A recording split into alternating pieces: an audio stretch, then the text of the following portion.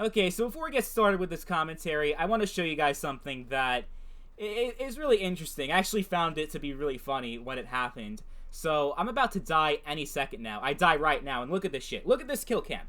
Look at what happens. This guy is just shooting. He's not even ADSing with his Thompson. But then at the same time, this message pops up on the left side of the screen right now saying 2 console players. This is not a hacked lobby. This is PC. Well, I don't know, because that kill cam kind of tells a different story. Because the way I died in that fucking kill cam, it looked really suspicious. It did not look like a legit kill. It looked like the guy was doing a wall hack or something, because he didn't even aim down sights. He didn't even ADS. He shot me with 2 bullets. He knew exactly where I was, the exact spot. I know on PC you can adjust your FOV and whatever, but come on.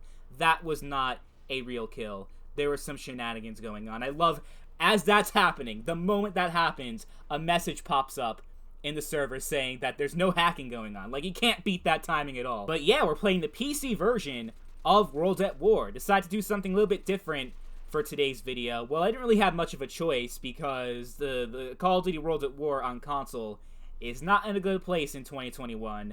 There are barely any players online, and if you can find a match, the lobby gets split up because the way that matchmaking works on the console version, if you don't have the map packs and a DLC map comes up in rotation, you're just going to get kicked out of the lobby. That's not how Call of Duty usually works. The other COD games like MW2 and Black Ops 1, they actually split the matchmaking up between people who have the DLC and the people that don't, that you don't have to worry about that. But with World at War, for some reason, the way they decided to go about the matchmaking system is that, no, sorry, if you don't have the map packs, you just get kicked out of the lobby.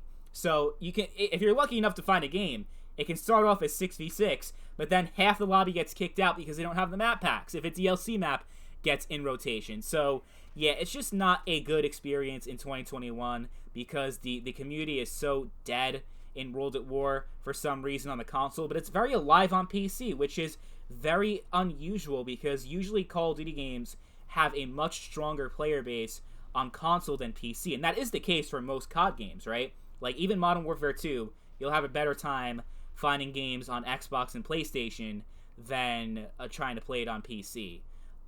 Same thing with Black Ops 1. You have so many people on the 360 in 2021. Even DLC maps, I get in a match instantly. Doesn't matter if it's like Monday night at 1:30 in the morning or some shit. Like, I am always able to find a match of Black Ops 1 easily.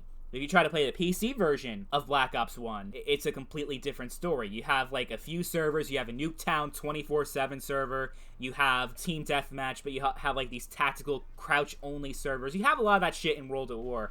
But, yeah, there's a lot more people playing Black Ops 1 on Xbox than PC. World at War, though, for some reason, that's the game that is a lot more active on PC than consoles. So I'm like, okay, I'm going to check out the PC version of this game, see how I like it.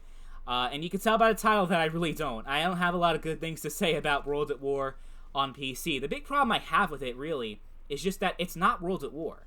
It doesn't feel like World at War. It's not the game that I fell in love with. It's not the game that I played back in the day. It's something completely different. And you guys might be wondering, well, what's so different about it? I mean, it looks like World at War. The gunplay is like World at War. You have the same streaks, you have the same everything, the same perks. So what do you mean by the fact that it's not the same? Well, you just saw it on your screen right now. There were 34 fucking players. 34 players in this game of Macon, which is a 6v6 map.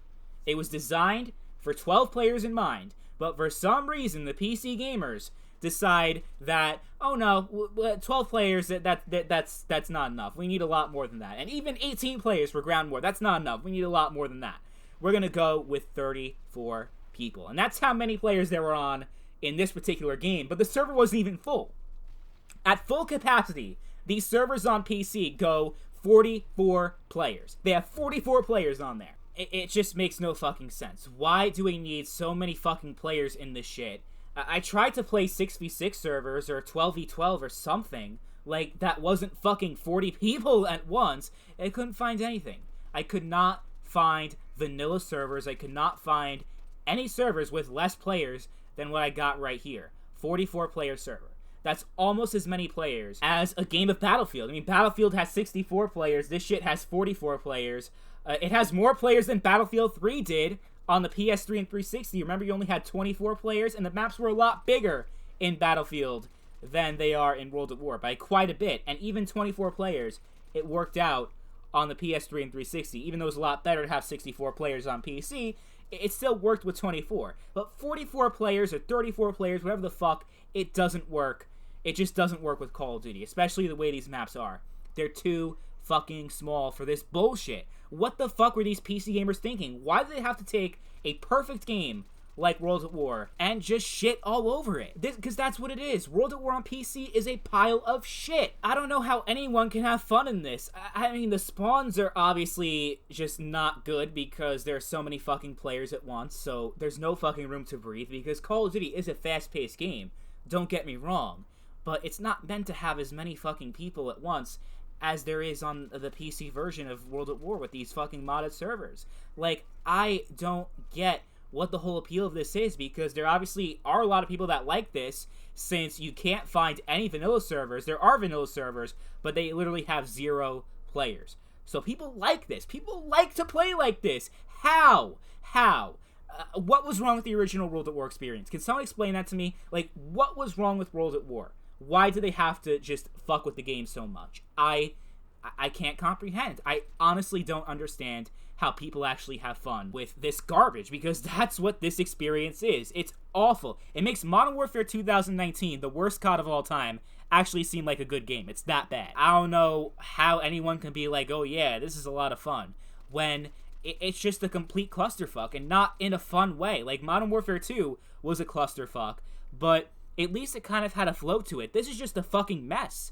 You know, with Call of Duty, I like running around the map, I like flanking around, and I like just, you know, having a good time and rushing. But you can't really rush a lot in this shit when the spawns don't flip at all, since there are so many fucking people in this map. So the spawns are terrible, as I said earlier.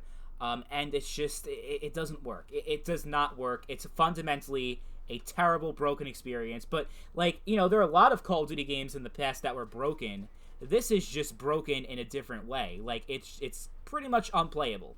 So, I mean, I don't know why this is, like, the World at War experience on PC, because there are a lot of players. Like, people can choose to play on the vanilla servers, but for some reason, PC gamers just have no taste, since they actually like this garbage. I have no idea what the fuck happened to World at War. Why the PC gamers had to ruin a beautiful game like they have with World at War. I don't get it. There are just too many fucking people to have fun. It's a total mess. You spawn, you die, you spawn, you die, you spawn, you fucking die. I think I'd rather deal with skill-based matchmaking than play another minute of this shit, because this is even worse than SBMM. And then don't even get me started with the grenade spam and the artillery spam. It's just a fucking mess. I don't even, yeah, I'm definitely not gonna play this ever again. This is the first and last time you'll see PC gameplay for World at War on this channel. I'm definitely gonna go back to the Xbox 360 version.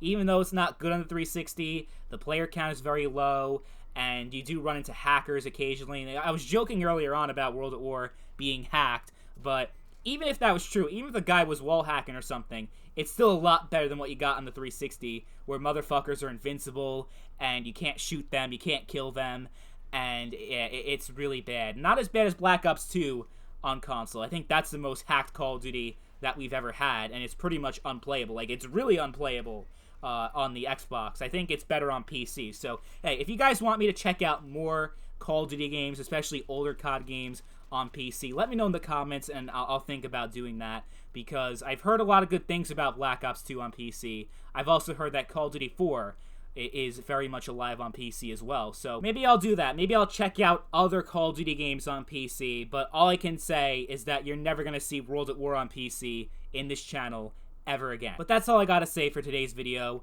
World at War on PC plays like total shit. I do not recommend it. Hope you guys enjoyed the video, and I'll catch you guys later. Peace.